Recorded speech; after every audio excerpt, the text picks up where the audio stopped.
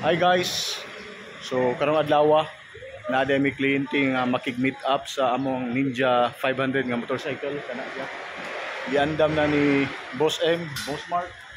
tanawa. So adto mi sa GTB bar padulong dito sa airport atong miton ang mukash ani and adto to kliyente kay iyang kasyan. So let's go.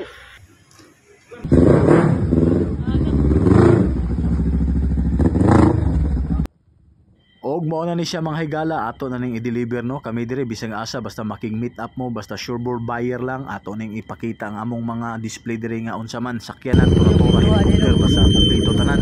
Naasan mo din is Boss Mark among videographer ambot sa giyaw-yaw ani kay gasunod man siya sa kuha iya pug kung gigukod sa iyang motorcycle nga tura-tura pero tipong kusuga mo padagan ning bataa. So dire dapita pila rago istorya 120 ang kurbada 5 ragong straight abot dayon mi dire sa among destinasyon pag abot na mo dire among kliyente Koreano dayon so diara nagkasabot mi ginagmay pero wa ko kasabot siyang istorya o siya pud wa kasabot sa kuha basta kay ando-ando lagi ang uyango lang na diha dapita bitaw diring dapita ako siyang giinstruksyonan og unsaon ni paggamit unsaon pagpadagan kay wa para ba niya na bayran delikado og maunsa siya kay base niya og masimplang siya o considered as sold na ni bisan og wala pa niya ni bayri kay yaman ming gipaanhi dire kay matod pa niya iya daning i-full cash mo ning amo ding gi-deliver dire gi-meet up namo sa iyang gusto nga lugar og diring dapita iyang testingan so hinaot ko nga ganahan siya ni so diring dapita gatingsi-tingsi man ni siya racer man daw sila sa ilahang dapit ako lang po ning ipatis drive ako na siyang gingnan nga careful lang yun sir ayaw kumpiyansa so ani diring dapita na kuyawan ko kay wa ra ba ning straight kurbada ra ba niya murag iya mangipahunat.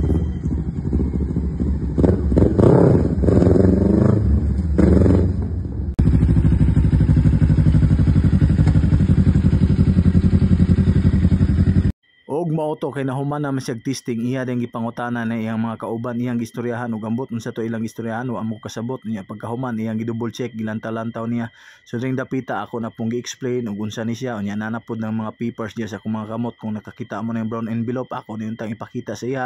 unya ningon siya ayaw lang sa og mauto sa kadugay na kog explain diri sa kadugay na mong discussion so ako pa ning giayo og explain sa iya ha mo ni mo na so niando-ando pud niyang kauban og nagkasinabot mi og pagkahuman nagdala man siya kwarta abi na kog mao na ni iyang reservation or mao ni ibayad tanawa na iyang gibit-bit ya usa ka libo na so iyang gituyok-tuyokan dire abi na kog papaliton kog pan ani so nadugay mig istorya kani diyang 1,000 nga iyang gihatag di sa mua pasalamat nang daw kuno niya ni kay iya ning gianhi gipaanhi niya ning motora kay iyang tan-awon iyang gi-check up so karon kay wa pa man siya ikabayad kay mag-withdraw pa daw siya moadto daw siya sa shop mga Sabado pa or Domingo so medyo naghago-hago may diri dapita pero okay ra kay mao mo gani atong trabaho ang ato mong ipakita sa kliyente kay manigurado sa na sila kay kita po dire sigurado sa ta nag-handshake mi diri dapita ning pagkahuman iya kung gitagaan na ning 1,000 so kaning 1,000 para kuno ning panggasolina namo ug pagpasalamat niya sa among pag-anhi diri so gitagaan mi 1,000 ay gasolina pero wa mako tawag na daw sila. Okay. So, ang nahitabo karon okay sila sa motorcycle. Okay sila sa motor og mo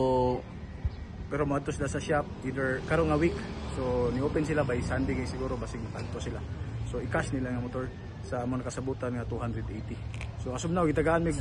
og tip. Pag ato dire gasolina ba ni or unsa ba ni snack. So, atuan ni tan guys. Tara. Alright. Balik sa dito.